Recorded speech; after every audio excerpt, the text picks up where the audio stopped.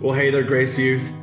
It was back in chapter 13 that sets everything into motion for chapter 18. It was there where during supper, the devil had already put into the heart of Judas Iscariot, Simon's son, to betray Jesus.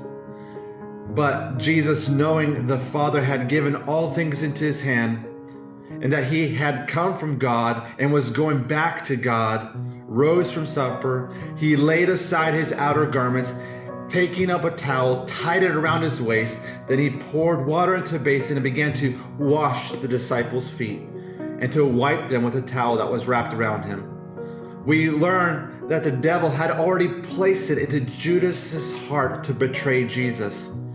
And in verse 3 of the same chapter, we learn that Jesus knew that this was the path the Father had given him. He knew Judas would betray him, and he pressed forward, even giving the disciples a lesson through action that would point to the work that he would do on the cross.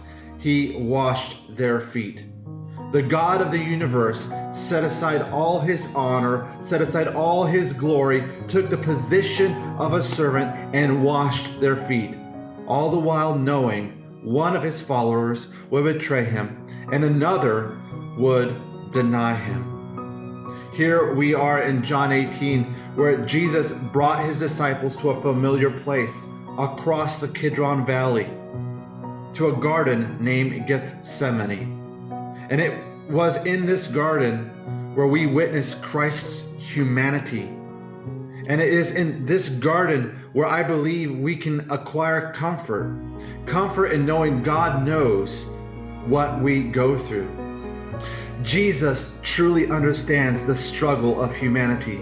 He experienced the miseries of this life. He experienced the effects of sin on the world. Jesus understands betrayal, denial, heartache, pain, suffering.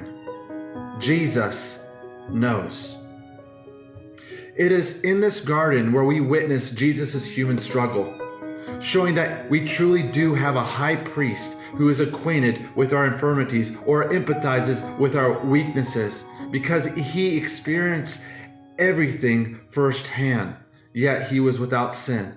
Listen to Matthew's account in chapter 26, giving us added information in the unfolding of this night we're reading about in John chapter 18. Matthew 26:36. Then Jesus came with them to a place called Gethsemane and told his disciples, "Sit here while I go there and pray." And he took Peter and the two sons of Zebedee with him and began to be grieved and distressed. Then he said to them, "My soul is deeply grieved to the point of death. Remain here and keep watch with me." And he went a little beyond them and fell on his face and prayed, saying, "My Father, if it is possible, let this cup pass from me, yet not as I will, but as you will." And he came to the disciples and found them sleeping, and he said to Peter, "So you men could not keep watch with me for 1 hour? Keep watching and praying so that you do not come into temptation. The spirit is willing, but the flesh is weak." He went away again a second time and prayed, saying, "My Father, if this cup cannot pass away unless I drink from it, your will be done." Again, he came and found them sleeping, for their eyes were heavy, and he left them again and went away and prayed a third time, saying the same thing once again. Then he came to the disciples and said to them, "Are you still sleeping and resting? Behold, the hour is at hand, and the Son of Man is being betrayed into the hands of sinners. Get up, let's go. Behold, the one who is betraying me is near." Now let's look at John 18:2. Now Judas, who betrayed him, also knew the place, for Jesus often met there with his disciples. So Judas, having procured a band of soldiers and some officers from the chief priests and the Pharisees, went there with lanterns and torches and weapons. Then Jesus, knowing all that would happen to him, came forward and said to him, "Who do you seek?" See, Judas was familiar with this place because it was a place he often met with Jesus and his disciples. Judas acquired the tools of his betrayal. He acquired soldiers, officers, chief priests, Pharisees, lanterns, torches, and weapons. Imagine with me the number of men gathered for the arrest of Jesus. Soldiers. These were Roman soldiers. There's temple guards, chief priests, and Pharisees. Understand this, a full Roman auxiliary or cohort normally numbered about 600 men. But one commentary pointed out that there was probably not a full cohort, but probably at least 200 men because of the way the noun can be interpreted. Regardless, 200 men, 600 men, plus the temple guards, the religious leaders, and Judas. The number is overwhelming considering that Jesus was potentially only with a dozen or more people. Also, take note that the band of people seeking to arrest Jesus was made up of Jews and Gentiles. In essence, we have essentially representatives of the whole world seeking to arrest Jesus. So this Jesus who would die for the world was being arrested by the world. One could ask, why so many troops? The fear was that arresting such a popular figure as Jesus would cause an uprising, and the Roman soldiers were at the ready for such a uprising. Remember, Jesus and the disciples are in Jerusalem for the feast of the Passover, and the population of Jerusalem swelled during this time. People were celebrating the remembrance of freedom from oppression. So to say the least, their caution is rightly noted.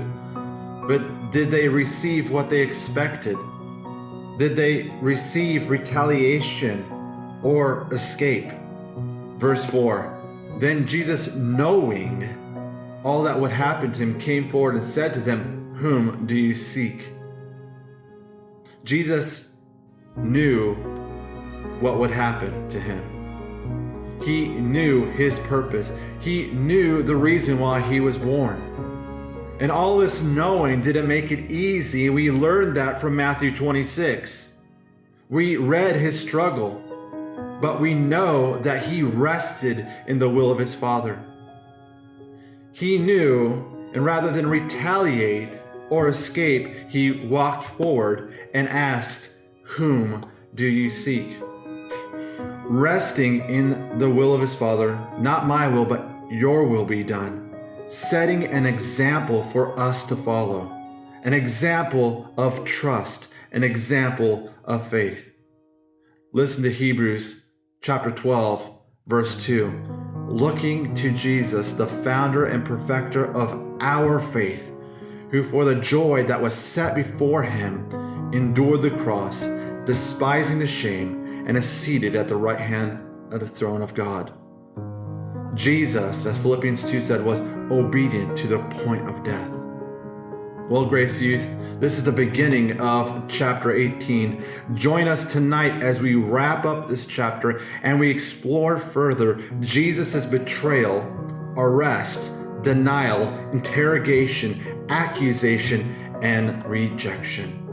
God bless you, and I'll see you tonight.